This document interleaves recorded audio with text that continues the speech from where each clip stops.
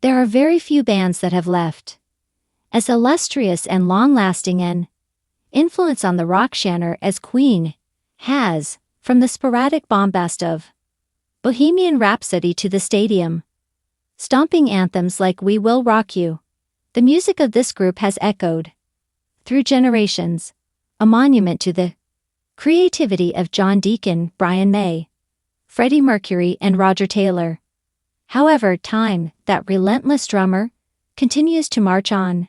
The death of Mercury in 1991 was a tragedy that created a gap that appeared impossible to fill until Adam Lambert came on the scene. Since 2011, Lambert has been the frontman for Queen. He has brought his powerful vocals and theatrical flair to the band's concerts, not as a replacement, but as an energetic collaborator. And now in the fall of 2025, rumors originating from within the inner sanctum indicates that there is a band that has a strong desire to remake itself. Queen has been collaborating with Lambert in the studio where they have been previewing new music, and they are considering a revolutionary residency at the Sphere in Las Vegas. Envision the setting amid London's legendary Metropolis Studios, where the alchemy of Queen once gave birth to classics. It is early September 2025, and the air is filled with the sound of amplifiers and the delicate aroma of Earl Grey, which Brian May claims to be his favorite tea. The riffs that May, the astrophysicist guitarist, plays on his famous Red Special, are a musical fusion of the heavenly and the crunchy. Roger Taylor, the strong drummer whose beats have pushed Queen for more than 5 decades, lays down a groove that is tribal yet futuristic, and standing at the microphone is Adam Lambert, a Grammy-nominated solo singer, a Broadway sensation who just appeared in Cabaret, and the energetic frontman for the band, Queen. His voice, which is as smooth as velvet and as powerful as a thunderbolt, envelops lyrics that merge the tradition of Mercury with a new sense of urgency. May said in a recent interview with Rolling Stone that he and Adam have been experimenting in the studio, which may be the first indication of new Queen music in years. Not many people are aware of this, but Adam and we have been in the studio trying things. May said the purpose of these sessions is not to bring back the past, they are intended to bring about growth. They have toured the world to rave reviews, selling out stadiums from Tokyo to Wembley under the name Queen plus Adam Lambert. However, working in a studio, this land is considered to be sacred. Made in Heaven, which was released in 1995 and was their last full album, was compiled from the final recordings that Mercury had made. Since then, collaborations such as that album The Cosmos Rocks, which was released in 2008 with Paul Rodgers, have felt like distractions. Things are different in the case of Lambert. His range, spanning from sporadic highs to gritty lows, mirrors that of Mercury. But he gives a current edge to his music, informed by his own hits such as What Tia Wants From Me and his advocacy for LGBT+ rights. Envision tracks in which May's guitar terminates with Lambert's vocals, which have an electronic edge, while Taylor's drums pulse in time with production that is modern. Tempering expectations, May admitted there are things that are not meant to work, but there is a spark there. Fans are abuzz with excitement. Following a post from an enthusiastic member of the Lamberts fandom, who speculates that a sequel to Bohemian Rhapsody City may be in the works. Another post suggests that May is working on a ballad about climate change, which is a cause he is passionate about. Why is it time for this to happen?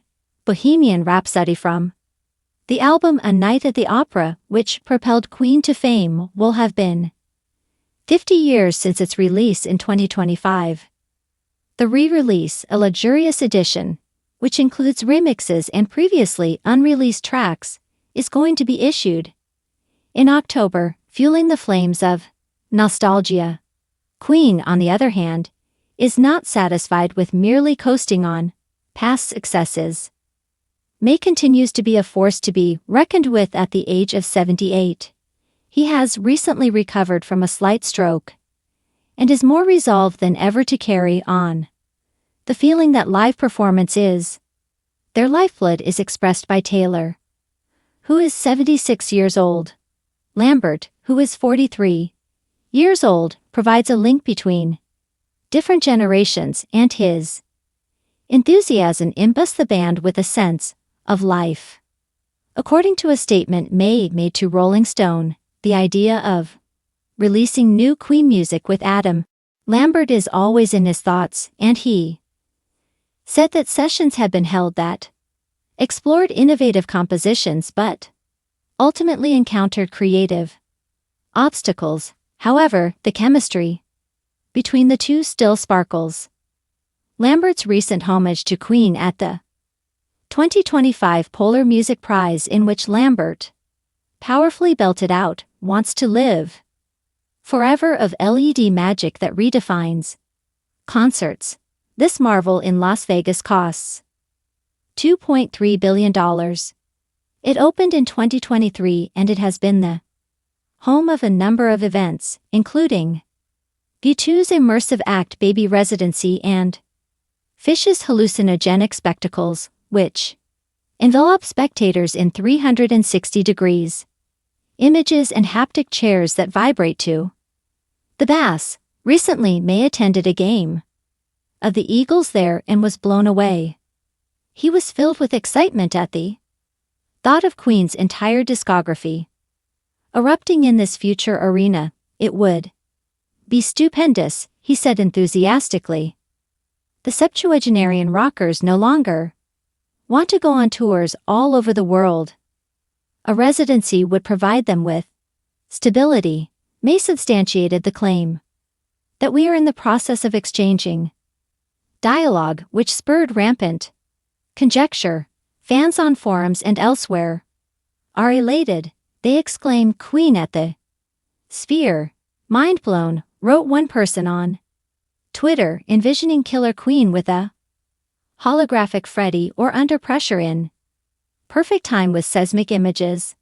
The Sphere is an ideal canvas for Queen to express her creativity on. Pyrotechnics, lasers and Mercury's capes are all elements that have always been part of their theatrical performances. The 160,000 if screen might portray interstellar vistas for Don't Stop Me Now, or a Victorian opera theater for the show must go on, strutting amid digital fireworks, his vocals boosted by the venue's 167,000 speakers. Lambert would thrive with his glam rock character. A Sphere residency would be perfect for May, who is still enthusiastic about performing live but less so about circling the globe. According to Brave Words, Taylor could play the drums from a virtual throne, while May's guitar solos might go on forever.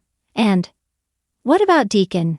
Despite the fact that he has not been on tour since 1997, his bass lines continue to be fundamental. Perhaps he would participate from a remote location. This relocation is more than just a change in logistics. It is symbolic as well. The city of Las Vegas, which is the city of reinvention, reflects the path that Queen took. They have shown the ability to adjust to change with time. From their performances in pubs in the 1970s to their success at Live Aid in 1985, Lambert received a lot of negative attention for his arrival following American Idol. Purists screamed sacrilege. However, he has earned his place in the spotlight by co-headlining sold-out tours and receiving the permission of Mercury's family. Tracks like a possible sphere of influence, which merge the majesty of Queen with The pop sensibilities of Lambert may seal this era with new songs. Voy. Reported Queen considers release of new work, which raised everyone's hopes.